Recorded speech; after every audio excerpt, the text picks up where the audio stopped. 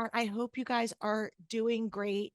A lot of people in this season are planning vacations. They're planning on going places. Summer is right around the corner, especially here in the US.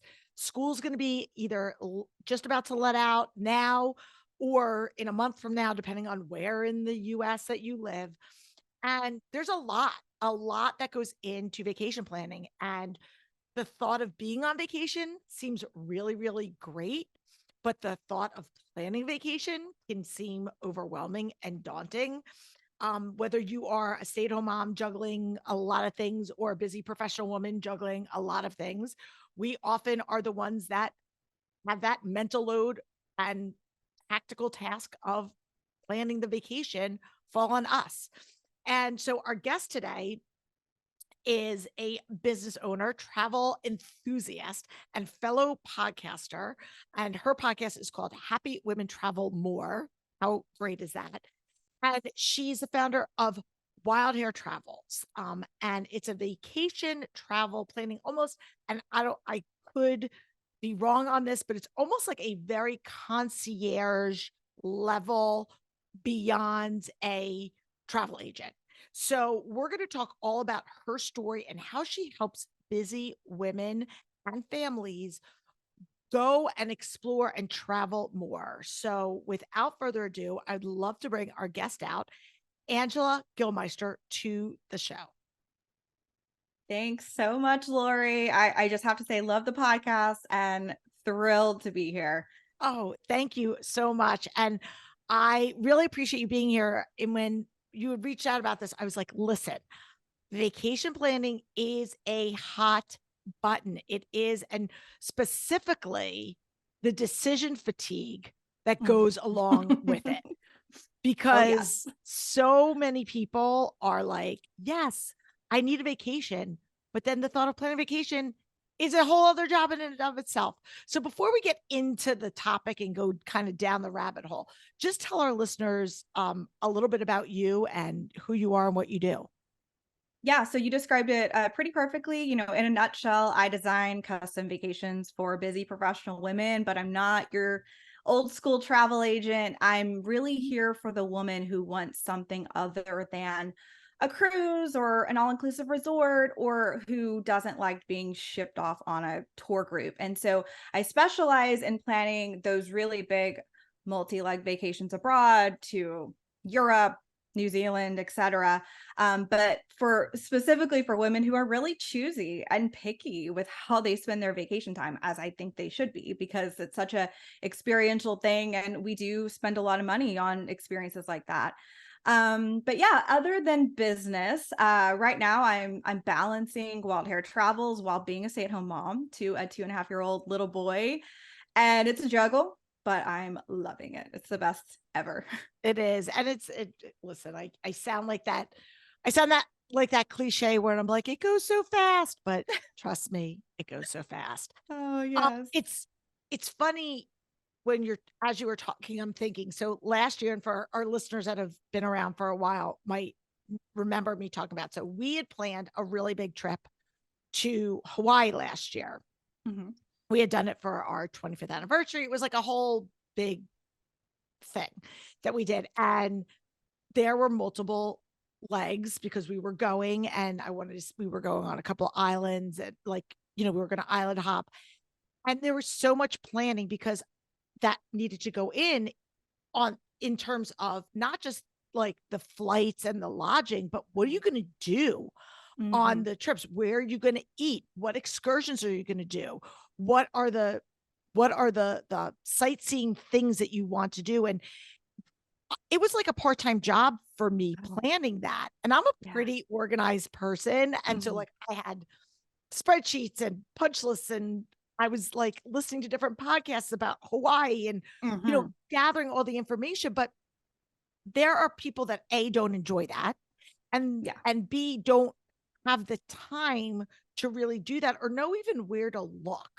Mhm. And Yeah.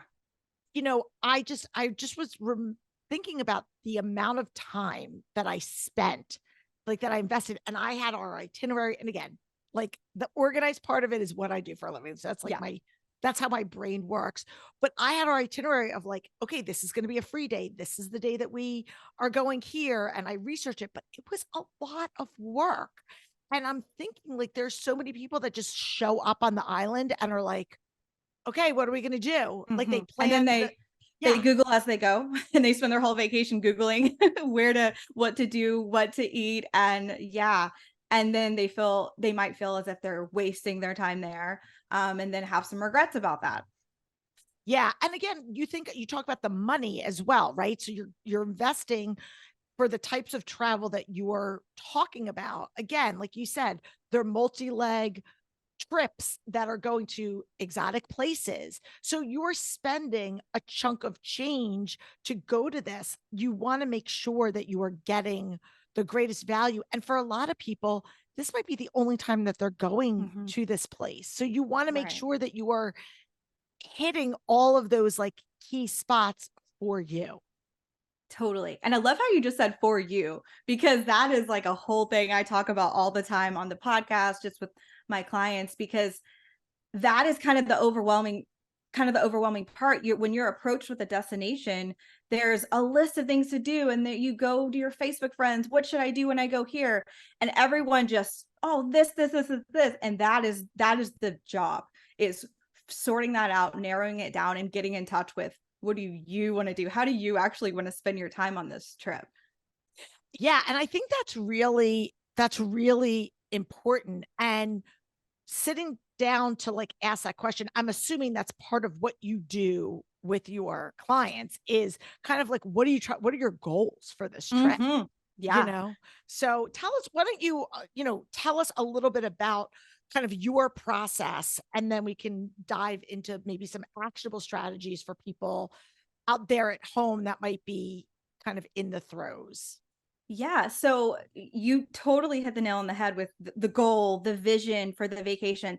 That is the very first question I want to ask any clients, or I just, if you're listening to this and you're thinking about that next vacation, ask yourself, what are you what are you envisioning? How do you want to feel? Try to, get in touch with your inner self a little bit. And this sounds super basic, but it's also the thing that we just don't do, because whenever we get in our head, I want to go to France, I want to go to Italy, we're like, okay, let's go find the hotel. Let's go scope out flights. And I get it, because there's this like, oh, I got to book it before it gets taken up. But that's where the decision fatigue comes in. If you just barrel ahead without giving any thought to, what do I actually want from this trip, then you have literally all of the options available for you.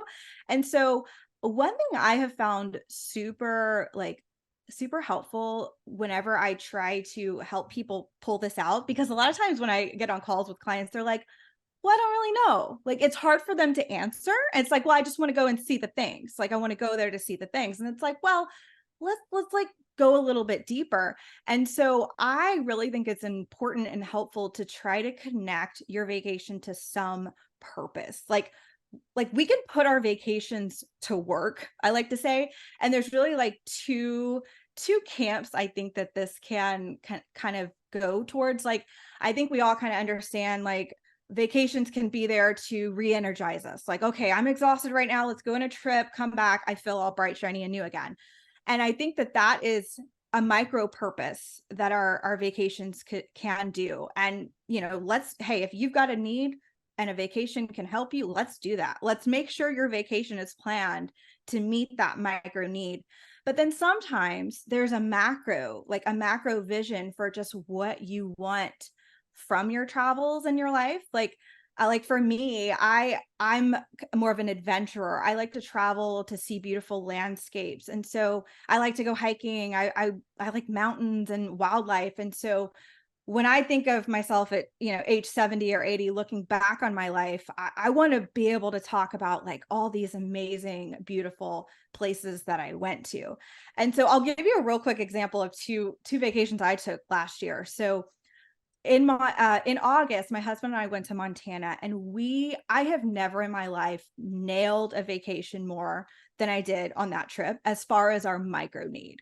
So last year was crazy for us. We both, my husband, our jobs were so busy. We sold our house, moved into a rental home, started building a custom home. We have a 2-year-old, we have 4 animals. Last year was a lot. And so I was like, you know what? There is nothing I want more than for this trip to Montana to just have some peace and quiet. I just literally want to sit my butt in nature and just sit there and exist. And that's actually not my normal default. Normally I like to stay busy, but it was so important for me to ask myself that, because then that was what I could use as a filter for when I started planning of where can I find a place to stay that has a beautiful sitting spot or has lots of patios for me to relax on, stuff like that. But then the same year, last year, I also took a girls' trip to Ecuador that was pretty busy. And it didn't necessarily meet me where I was at as far as my micro need of like, I'm exhausted, but it did fulfill that kind of macro desire to go and see beautiful landscapes, if that makes sense. Yeah, no, I love it. I love it. And I like how you really took the time to kind of paint that picture, because I think for so many of us, it's just like, I want to go away. And Yeah. I am, excuse me. And I was, as you're talking, I was thinking, like, even in my own life, like, I'm like a beach kind of chill person. I mean, there are times where I want to go on an adventure trip. Like when we went to Hawaii, I was like, I want to do things. I don't want to, Mm. I do want to have time to sit on the beach, but I want to make sure that I'm like seeing the islands and doing the things. And my daughter is my older daughter is like the adventure woman. She's the Mhm. one that wants to, she's really big into nature and hiking and doing all the national parks. And she's Yeah. like sitting at a beach is not really what her idea of a vacation is. And so again, we all have this picture in our mind about anything, right? Of Yeah. Yeah. what is relaxation to you? Yeah. For me, relaxation might be going to a spa and Mhm. sitting on a beach, and somebody else, it might be taking a nature hike Mhm. or going to some yoga retreat, you know? So I think Totally. there's so many ways to define what relaxation, re-energizing even looks like, because my Mhm. definition is different than yours. What my goals are out of getting out of this trip, is going to be very different. Like I'll look at somebody, like I'm not a skier. I don't like heights. I don't like speed. I don't like the cold. Skiing is just not for me. I want to like it, but I just don't. Yeah. I just don't. So someone planning a ski trip, unless they have a No nice thanks. lodge, is Yeah. not where I would want to spend my time or my money. But for Mhm. somebody else, that's like a dream. Yeah. Totally. And I think that like, it varies by person and then it also varies by your season of life. Like, when I was younger, I was, we were, we have this infamous trip with my two best friends I took in 2012, where we just had the best time of our lives. We were young in our early 20s at pubs, meeting people. We met so many Irish people. It was so much fun. But now I'm like, that's probably not what I'm going for. And so it's like your season of life, what you're craving right now, what you're needing from your life, and then also a bigger vision of, well, in general, what is your travel style, and what are the types of destinations and types of experiences that really light you up the most. I love that. And again, it every time you're saying something, it's just giving me a conjuring up an image. When you talk about the season of life, I went on this, we called it our Thelma and Louise trip when I was like Oh, 22 with a girlfriend of mine, and we like had no money. You know what I mean? yeah. And like we spent all our money going to we flew to like Arizona and did the whole like Southwest, Albert, like Oh, New that's Mexico and fun. Arizona. But we stayed at like these like sketchy Motel Oh, yes. Sixes, right? And we spent we rented like this red convertible that was like we called our Thumb and Louise, but we stayed at like these like divey Yes. places, ate drive-through food, because again, we were kids, Hmm. and that was just not important to us.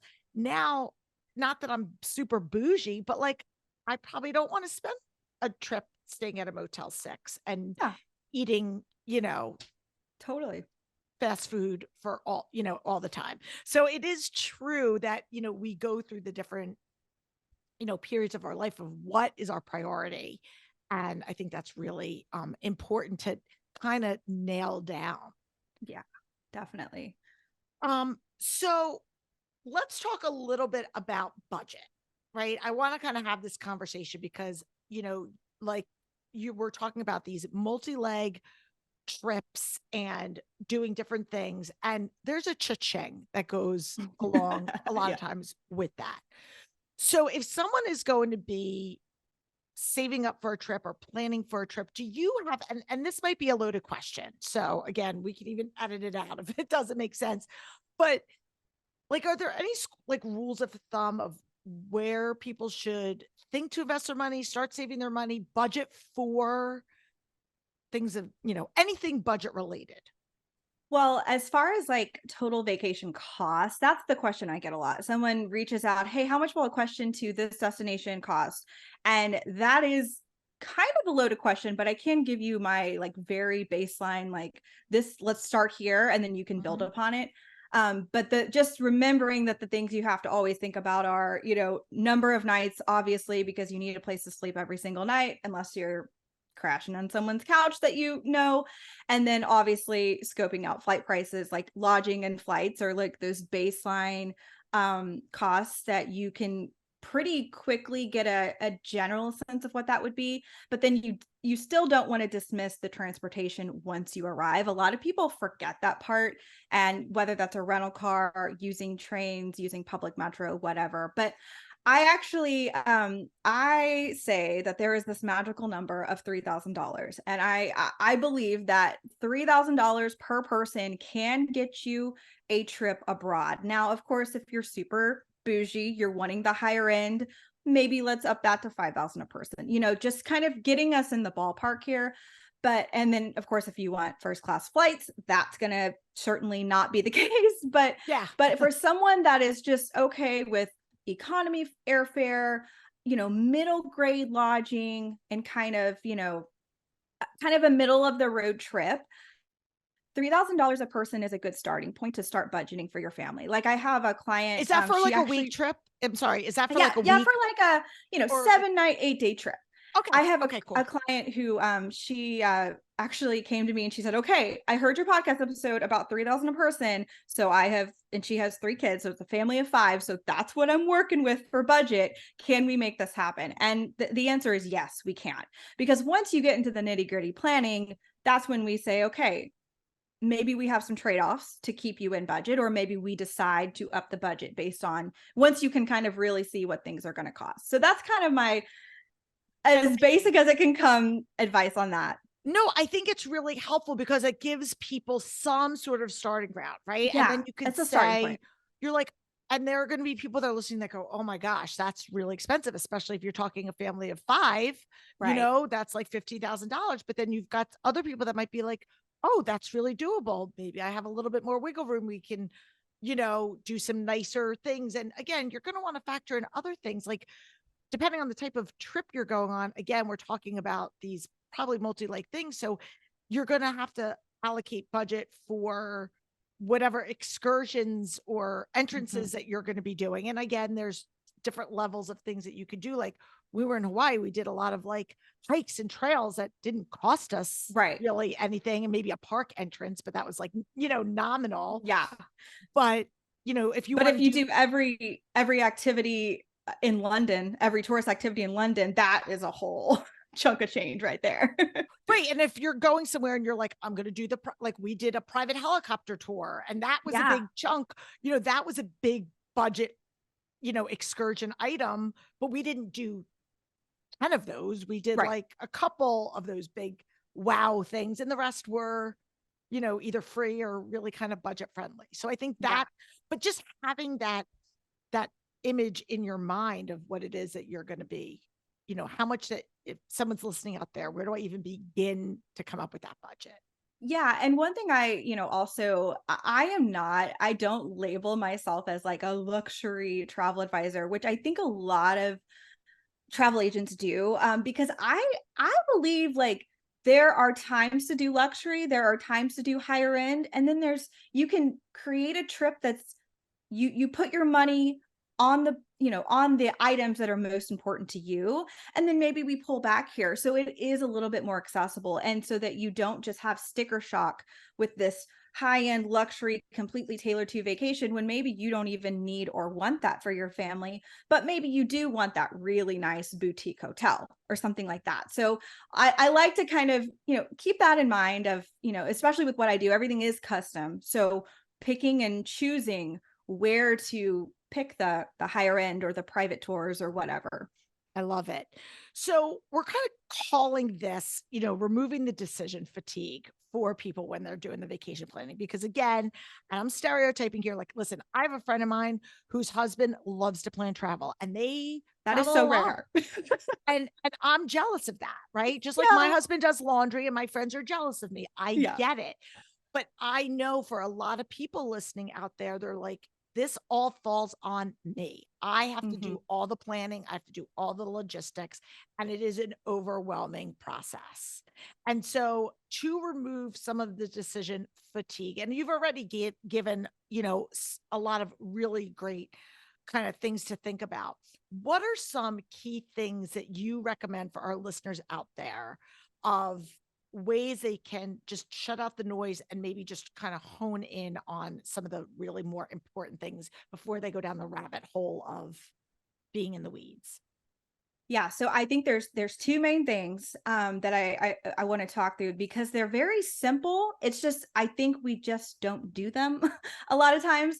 And so the first is kind of going back to our talk about micro and macro and that purpose for your vacation and understanding what you want from the trip and asking, how do you want to feel, all that. The reason we do that is so that you can use that information to create some filters for your vacation planning before you do any research. Because I mean, like, okay, so right now I'm shopping on Wayfair for lots of furniture pieces. And you know how it is on Wayfair. It's like, oh, I'm looking for a dresser, 41,000 options. You got to use some filters, Yeah. or there's just no chance you're going to find the right fit.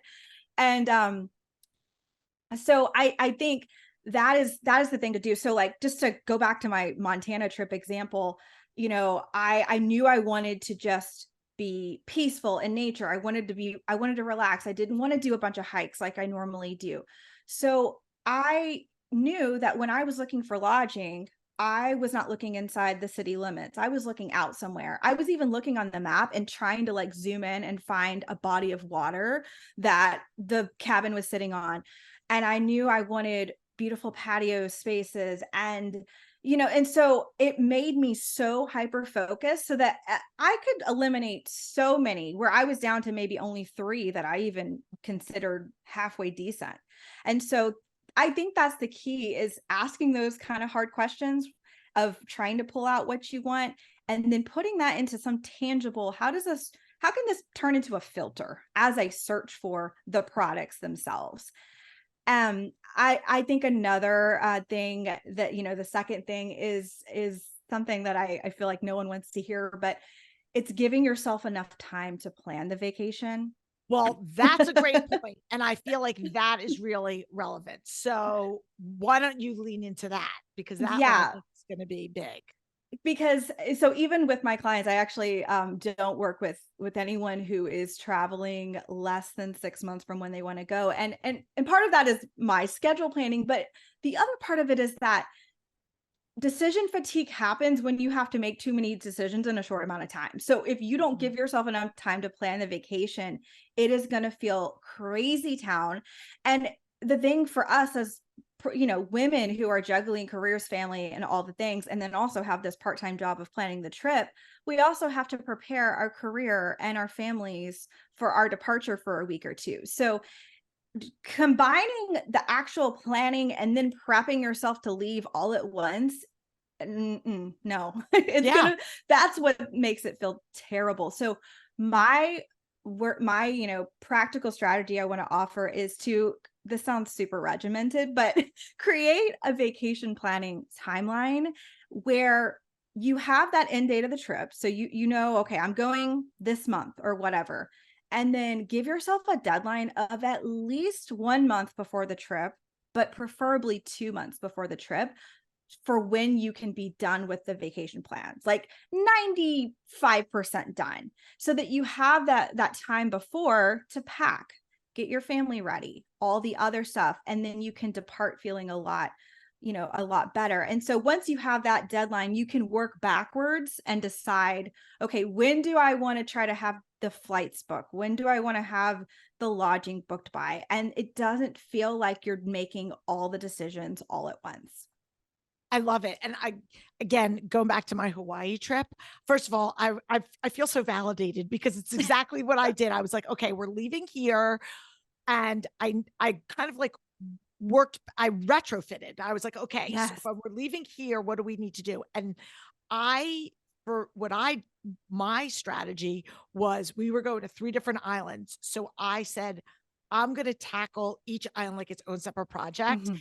And I'm going to research the restaurants for this island, the excursions for this island. What do I want to accomplish here? And then before moving on to the next one. Right. And so, like, Yes. I did that. And so I treated them for those multi-leg trips as opposed to saying, okay, I have to plan 12 A days, giant trip. Yeah. right? Or whatever it was at once. I chunked it into like 3 mini vacations and then obviously made sure that all the pieces floated together Split with together. Yeah. travel and whatever. But that was how I did it. And okay, here, can I add another one, a tip that Yeah. I did? So I knew there were certain restaurants that I wanted to go to because people had either recommended them to me or I researched them. And I was planning so far in advance. Some of the restaurants didn't even have, because we were going Yeah. over like a calendar year. So they didn't even have like their whatever open table reservations available. So I found out like when whatever it's like reservations we book out 60 days before, right? So Exactly. I would put a reminder on my calendar, book reservation for whatever, so that, because again, I allocated like this is my time to plan my part-time job of our trip. And Mhm. so I would go, okay, I know I'm going to forget because it's not going to be on my mind. So I Right. would just put a little reminder, book this dinner reservation. So at Uh, least I had a, like a you place. rock, Lori. You are Does, speaking my did I language. did I do a good job? Great job. Yes. Okay, No, that happens so much. And that's why I said 90%, 95% of the vacation, because there are some things that you can't book that far in advance, certain sure. excursions or restaurant recommendations. So that's awesome. Yeah. And Okay. another thing just to bring this up, I think vacation planning is also, it's kind of iterative in nature, especially if you have other people that you are wanting their input on. So like for my husband, he just comes along. I try to get him involved. He's just like, he's just comes along. So I basically don't have to really bounce too many things off of him, but definitely with like a girls trip or when you have multiple households or a multi-generational trip, it takes time to go back and forth with them. And so you need time to, you need to allow for that in your Mhm. vacation planning timeline. Absolutely. What I did with, now again, my girls were grown, right? So Mhm. they weren't small children. But you could even do this, I guess, depending on where you're going, you can certainly weigh in on their input. But I said to everybody, pick one thing that you want to do on this trip. Like, and I don't care Yeah. where it is. Like, if there's something like whether, you know, one wanted to go on a hike, one wanted to do, something else, like Yeah. whatever it was. And I gave it to everybody, not just the girls. I gave it to my husband and I did it too. Like, what is one thing that you really want to do? Like one of them was like, I want to do a luau. Okay, fine, great. So they didn't really care. Cause again, I asked them also, like, you guys want to weigh in on this? And they're like, no, you can You do it. got Well, yeah, it. you got this. But then I said, where, give me something so that everybody felt like they had their moment Totally. to do that. And I love that because it gives people, if you are going, like you said, with, you know, other people, that everyone feels like they've been seen and heard.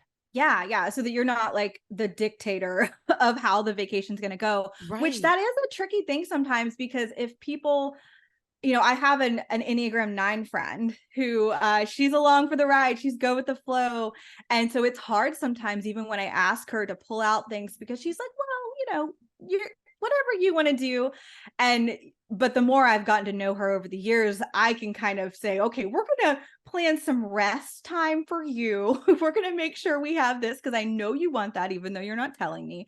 So it can be hard when you are the planner, to make sure everyone feels seen and heard. But it's fabulous doing something like that, saying, hey, give me something concrete, one thing. You can do one thing. And Yeah. it also takes some of the decisions off your plate because you're saying, hey, contribute. This is how you contribute. Right. Absolutely. No, I love it. Um, any other things? Like I know we've covered a lot and I wanted this is and it has been like super practical and actionable for people. Um, anything else before we start to wrap up? I mean, obviously we're going to link up to all your things because and I'm going to hit you up for your Montana trip because that's been on my bucket list of things to do. And if I can pay you for all that work, that is well worth my Oh time. yeah, Montana is where I have a little piece of my heart in Montana. We like to go every year, so it's the best. So any other like last parting words that you want to share with our listeners? I would just say, we've definitely talked about the vacation planning itself, the tips, but I do know that a lot of times we have, just, other things holding us back from taking the vacation and deciding, like our careers, feeling like we can't take off from work or the kids. And, I talk a lot on my podcast just about how to work through those and give ourselves permission to find a way to take that girls trip even though we have young kids, or find a way to get the money for that South Africa trip. And so I one actionable thing I like to say is just choose some dates for that really big trip you have in mind, and not like specific dates, like just pick like you know July 2026, Mhm. or just something so that you can give yourself like, okay, like this is my way of deciding it's happening. I've got a little bit of fire under me to say, let's figure out all those other things. Let's find a pet sitter. That's my current situation because we're moving and I'm like, who's going to be our pet sitter? But I'm going to Hey, figure it listen, out. I get it. I'm a dog mom. I totally know. And Yeah, when we were gone for especially a long time, like when we were in Hawaii, I was like, okay, that's a long time to have I somebody like, know. what are you? It's Yeah, hard. I know. I wish I lived Yeah. closer. I would totally take your dog. Oh, yeah. I would trust you with them. Oh, um, no, I love that because again, we procrastinate on so many things in our lives by design or by default, right? Like Yeah. just life gets busy and it's like, I'll get to it, I'll get to it, I'll get to it. And I love the fact that you're like let's put a little bit of a deadline under there, right? So we know we have this. It's again not set in stone, but it's something there. It's a goal to work towards. Okay. We're gonna be doing this, whether that is a goal for you financially to say, okay, I need to start saving this amount, per Yeah. month so that I can have this. Or, like you said, plan all the other logistical things that need to happen in order for you to do that. I love that. That's a great advice. Um, tell our listeners where can they find you if they want to work with you. You have a great website, by the way. It's really, really user friendly. And I was poking around on it, just sidebar before, and I saw like how you it was like a sample itinerary that you had. I was like, oh, I love this because that like really took it up a notch. So people Yeah. Yeah, the definitely itinerary is definitely oh, it's a breath of fresh air because it's in an app, you can scroll it, everything's linked in there. It's a one stop shop. I use it for myself. Like I'm like, how did I do vacation before I had this? I used Google, Google Sheets and which is spreadsheets, how I but did this mine. is But I was like, amazing. well, that's how I did. I did all Yeah. everything in Google Sheets and Google Docs. But I saw your Mhm. thing. I go, that is next level. I Yeah. was, It is wonderful. But yeah, as far as connecting with me, I would love for you to come and check out my podcast, Happy Women Travel More. Definitely, I love your podcast, Lori. I know your oh, listeners would love mine if they are interested in travel and traveling more. We have, practical travel tips, we have destination feature episodes, but then sometimes we just have inspiring motivational talks about, giving ourselves permission and kind of that deeper stuff.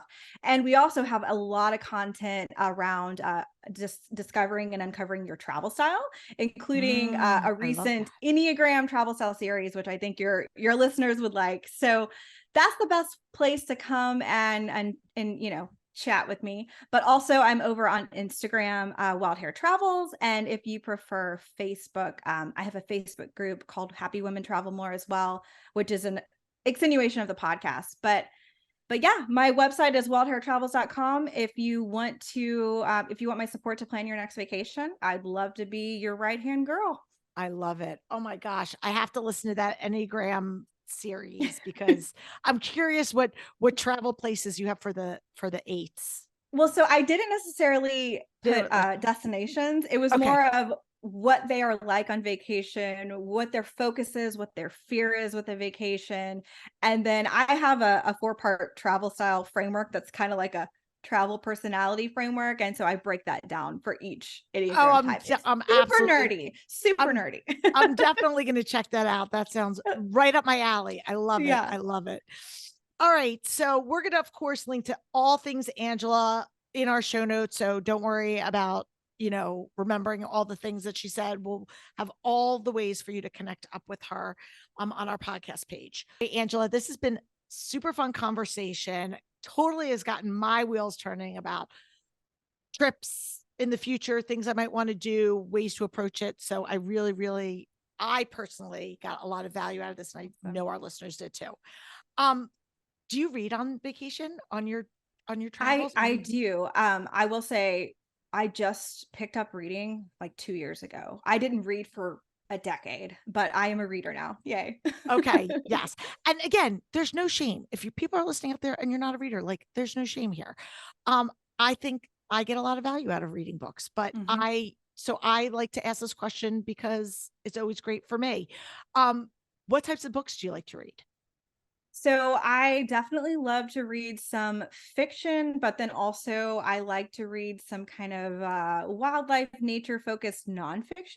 Like I Yeah. like the blend of both. And so I just finished the last book in the Outlander series, and I'm Okay. sad. I think there's another one coming out this year. I hope. I think I heard that.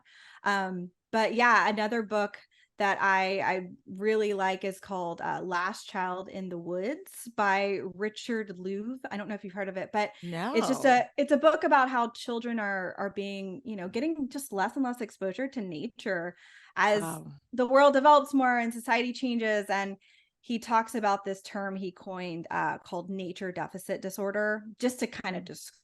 describe the impact it's making. But I don't know, it's just really inspiring. I definitely had time in nature, as a kid, but then I spent 12 years behind a computer screen. And so I'm kind of getting back in touch myself with being in nature more. And then I have a new focus with my little guy, making sure he has plenty of time in nature too. Yeah, I love it. Well, again, and with your business and your podcast, it's research. It's all work related Yeah. research. So I love it. And then our last two questions that we ask every guest, you're a listener, so you know what's coming. Oh, I'm Um, so excited for these questions. in this particular season of your life, as you're a mom, building a house, living in a rental property, doing all the things, entrepreneur, where do you feel the most organized and where do you feel like a little bit of a hot mess? So you are to thank, Lori. Your podcast, your guests are to thank. But last year I went on a decluttering rampage. And my physical clutter is great, primarily because we're moving and whatnot. But more importantly, I feel rock solid in just some systems that I've created. Like Mhm. I've created a daily system for cleaning where the dishwasher, the floors, stuff like that really bother me. That's just no thing anymore. I just do it.